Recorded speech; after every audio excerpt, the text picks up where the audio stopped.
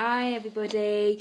So day one of the Free Your Feedback Fears challenge has happened. Just wanted to jump on live and just answer any questions that anybody may have. So I'll do a little bit of rambling to start with, and then if anybody's gonna jump on and join us, then they can ask any questions. Hopefully you would have all received your email today. I tried to remember as many people that had showed an interest and had emailed me, and I made sure that I subscribed as many as I could.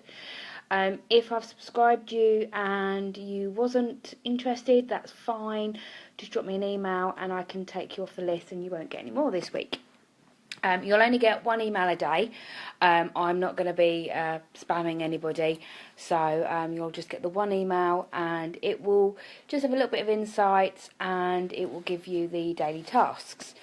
I will post, as I did today, a Facebook kind of post with some comments as well, and with the tasks on there. So if you haven't had access to your email, that's fine. You can pick it up through the post.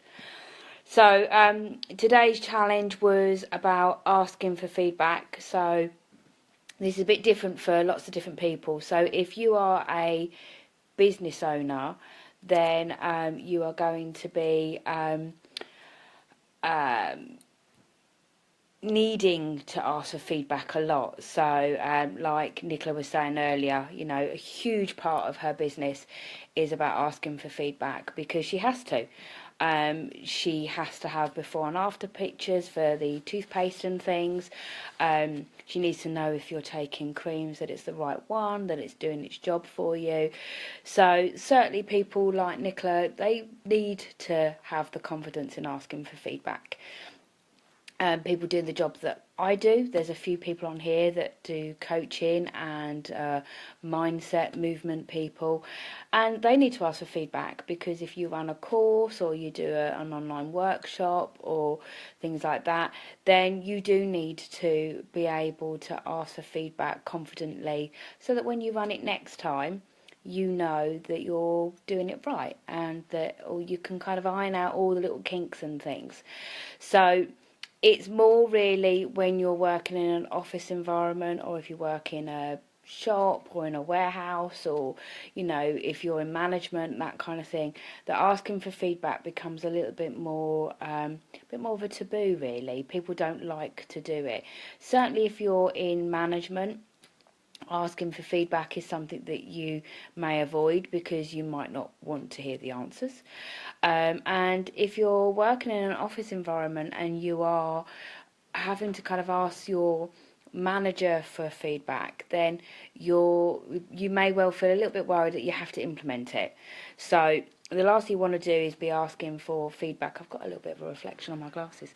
Don't want to be asking for feedback from somebody and then you feel like you have to implement those changes and you don't want to. So that's definitely something that can hinder that kind of feedback process. Over the next 5 days, we'll be talking around things like how to deal with feedback when you get it, when to ignore feedback, when you need to be taking that feedback really seriously and actually doing something with it when it's going to have an impact in your job or in your life. We'll be talking about how to give feedback. So when you come to the point where you're asked for feedback, you can do it confidently, but also you can do it in the right way. And also we'll be talking about one of the biggest ones, which is about taking critical feedback confidently and constructively. You know, one of the biggest issues with feedback is we don't like being told that we've done something wrong or somebody doesn't like something, but it's about taking it as a learning goal rather than taking it as something bad and getting upset or getting angry by it. So that'll be on Friday. So a couple of the things that I wanted to kind of cover with you is with ways that you can ask for feedback. So it's not just about going up to somebody in the street and saying, hey, you know, do you like my hair? It's about kind of finding the right source of obtaining feedback for what you need it for.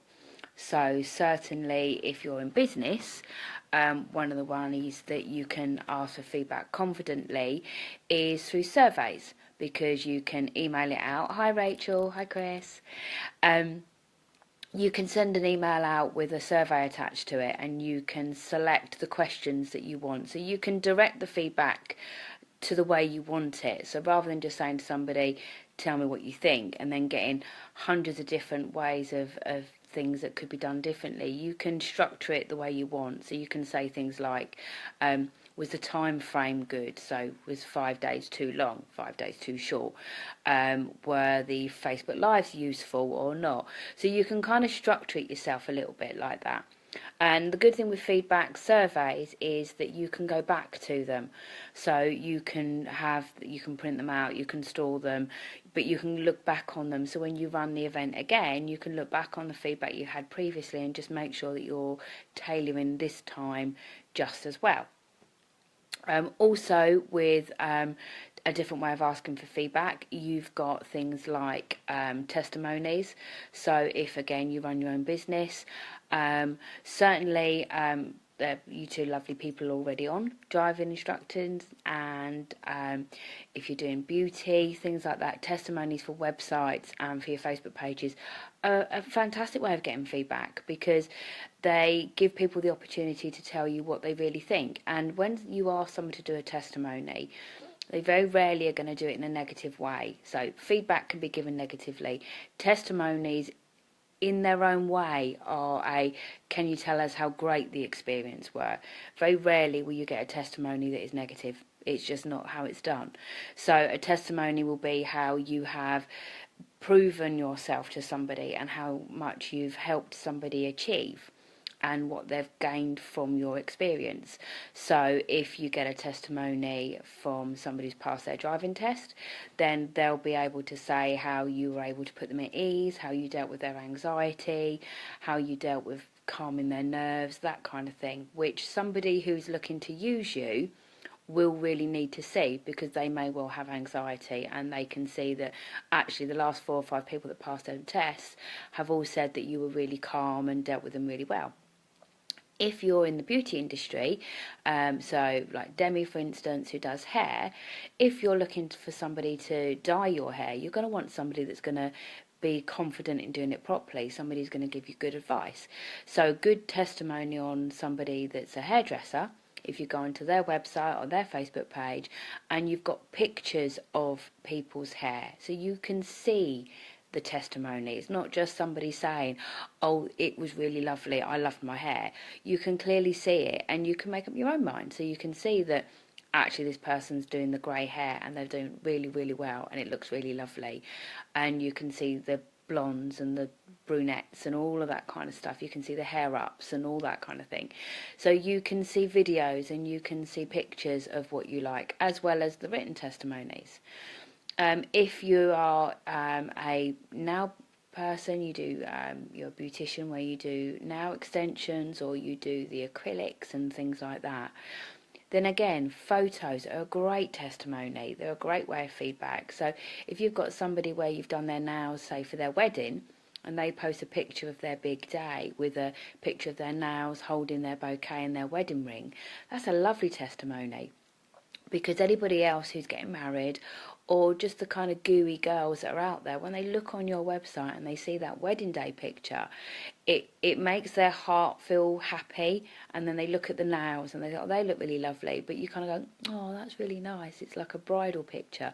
So instantly you connect with that person because it makes you feel comfortable, you feel happy, you feel, it gives you a nice feeling. So again, that's when things like the testimonies, visual testimonies and things like that are much better. Hi Wayne. So that's another way you can do a testimony, which is really, really important. Other ways of doing testimonies are asking directly or asking for feedback directly. It's just by saying to somebody, what did you think?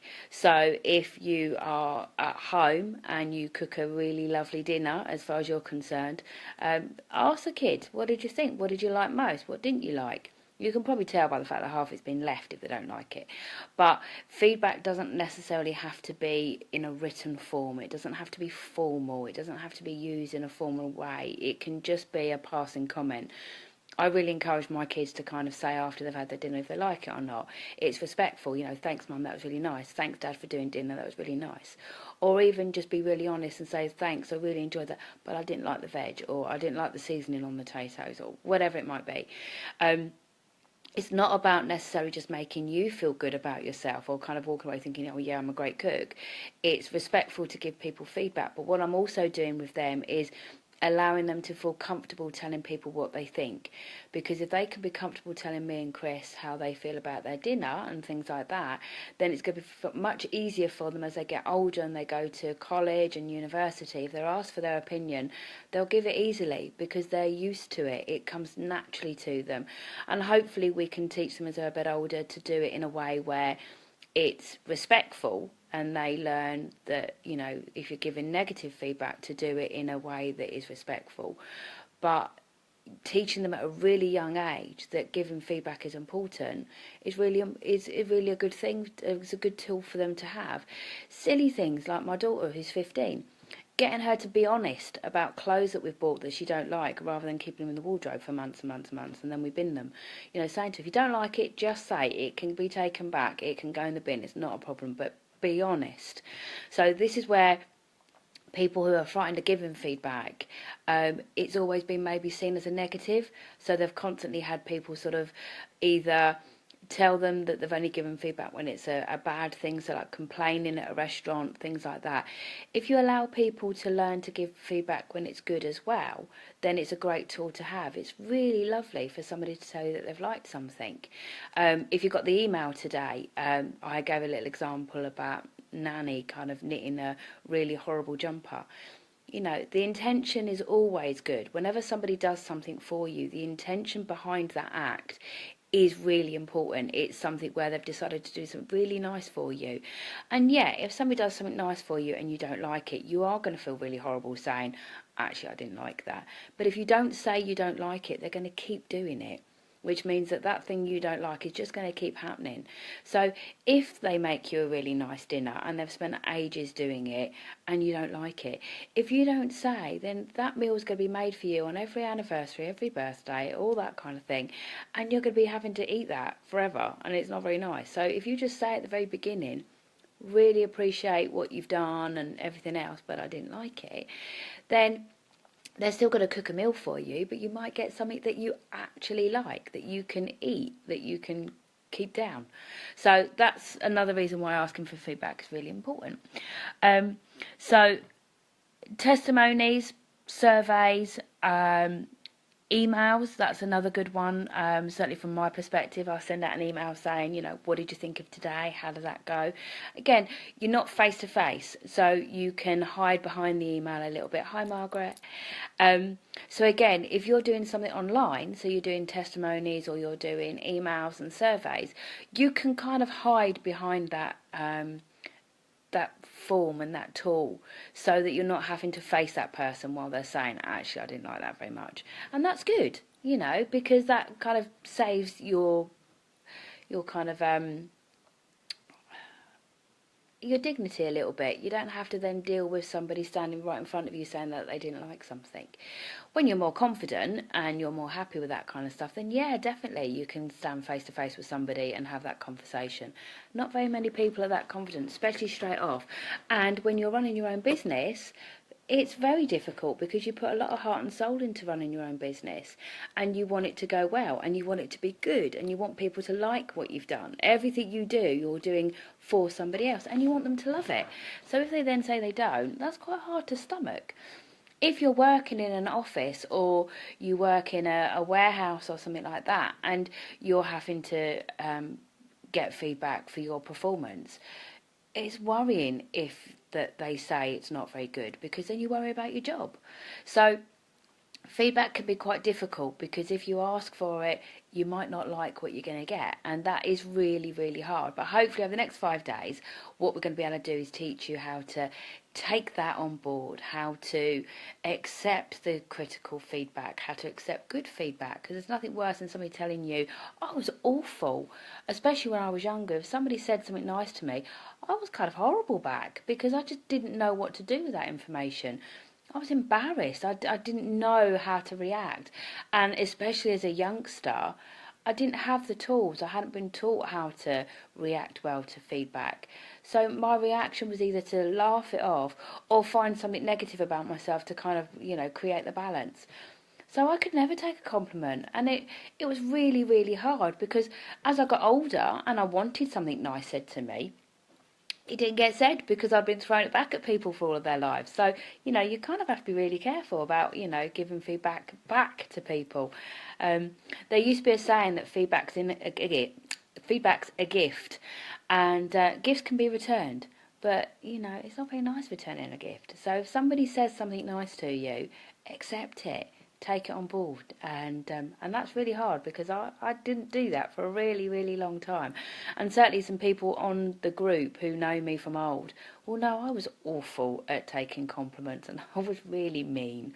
So I apologise for all of the compliments I threw back at people and all the nice things I didn't accept. But that's just how I was. I just didn't know what to do with that information. And over the years, I've learned to take feedback a little bit better. And my husband will be able to tell you that I'm a little bit kinder now when given nice feedback, and when he says nice things, I don't just react badly anymore. I'm a little bit nicer. Not all the time, but most of the time. So the importance of feedback, what you can do with it is another thing. So if you are given important feedback or non-important feedback, if you're told how you can improve something, then that allows you to make improvements, which is great. That's what it's all about. You're asking for feedback because you want things to be good. So my email I sent out today to everybody, first one I've done. So it's a brand new system. I'm using MailChimp. Never used it before. I only signed up to it over the weekend. And I had to create a whole page template. I had to word it all myself, download all the images, real proper techie stuff, and then schedule it to be sent today. And, I would love feedback on it for people to kind of go, actually, I didn't like it, or this didn't make sense, or, all that kind of stuff. Because then when I send the one out tomorrow and the day after and the day after, and when I do my next boot camp and my next boot camp and things like that, I can make sure they're really good. This boot camp's a free one, but I am going to be charging for some in the future. And if somebody signs up to a paid boot camp, they're going to want it to be good. They're not going to want some kind of half-hashed rubbish. They're going to want something where the spelling's right and it makes sense and all of that kind of stuff. So that's why I've done these things, because one, it helps me practice, and two, I can get feedback from people where I can start to make sure that the ones where I start charging for them are worth it. They're at that level where actually people will pay for it and go, that was really bloody good. I really liked that. It was worthwhile. It was worth the money, rather than that was shit. Can I have my money back? So it's really, really important. Just checking out my notes now. So confidence in asking for feedback, that's going to take time. It is very nervy at the very beginning, and there will be times when you ask for feedback and it doesn't go particularly well, and we will cover that over the next 5 days as well. But one of the things I wanted to talk about this evening as well was about how to build up that confidence. So things to think about and things to do. Plan for it. The biggest thing about asking for feedback is making sure that you are in the right mindset. So for us ladies, if you're on your period, don't ask for feedback. That is not a time you want to be doing it. Guys, if your girlfriend's on her period, do not give her feedback. Everything is just exactly what she wants, how she wants it, and everything was perfect. Just a little bit of advice there.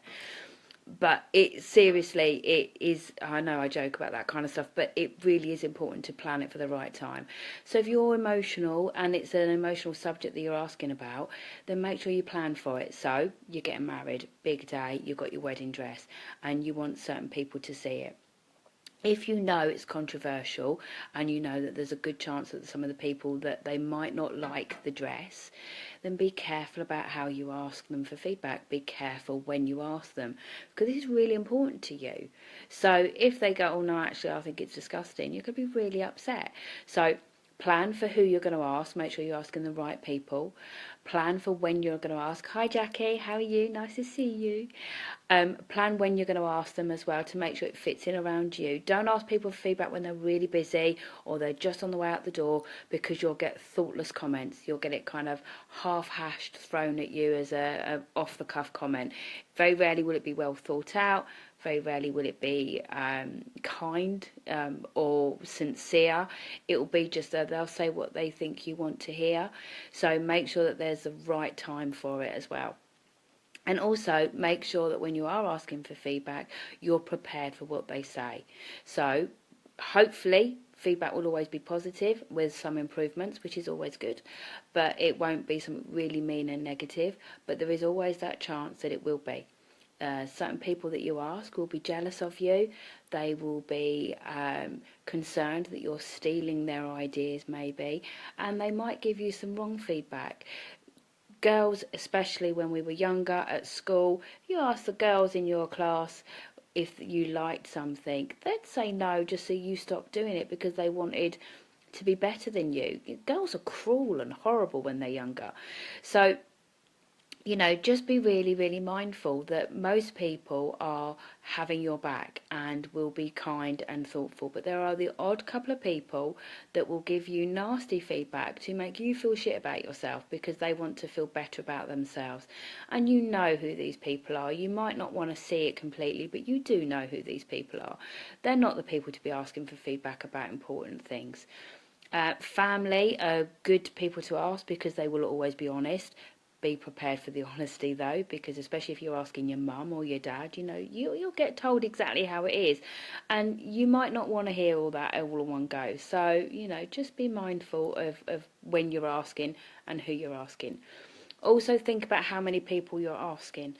So if you are asking for feedback at work, so you've got a performance review coming up, the more people you ask, the better. So if you've got a one-to-one or an appraisal or something like that, if you can email out to different departments and different people in different departments that you've worked with, asking them for feedback on your performance, they won't all reply. So if you can send out to as many people as possible, you'll get at least 3 or 4 responses back, and that's something you can take to your one-to-one, something you can take to your performance review. Again, if you're sending out for things like mail reviews and things like that, if you can send your surveys out to every single person that was involved, you might get 20 or 30% responses back. So not everybody will always respond. Some people, they don't have time, some people they just don't want to.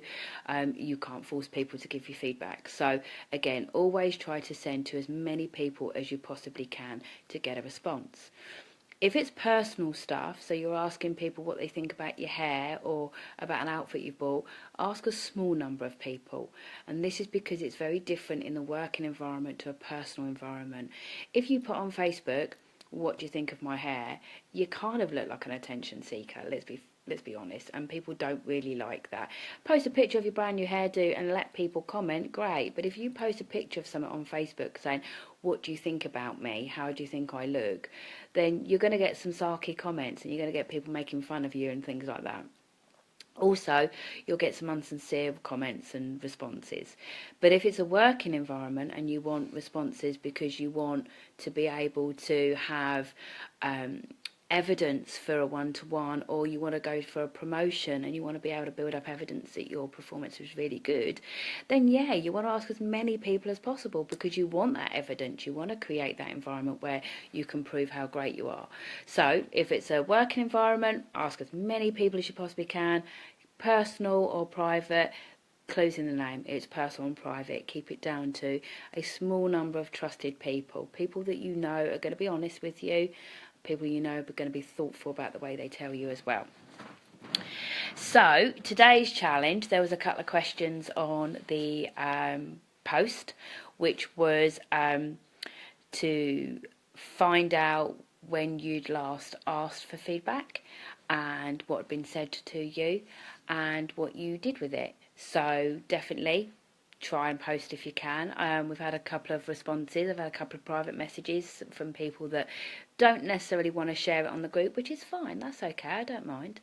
But yeah, try and get on the group today if you can, and under the comments, let us know when you last asked for feedback, how it went, what you did with it, and that kind of thing. So I've got a challenge for you now to go forwards into the rest of this week.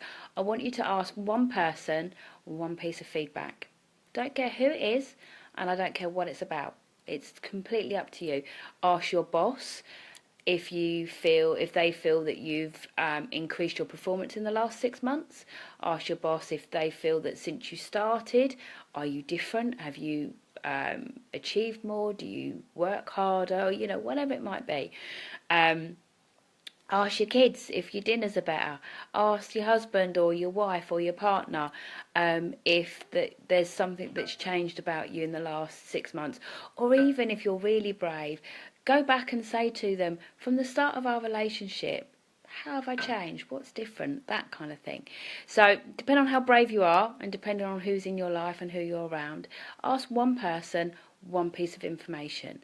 And then where possible, act on it if it's feedback that is constructive.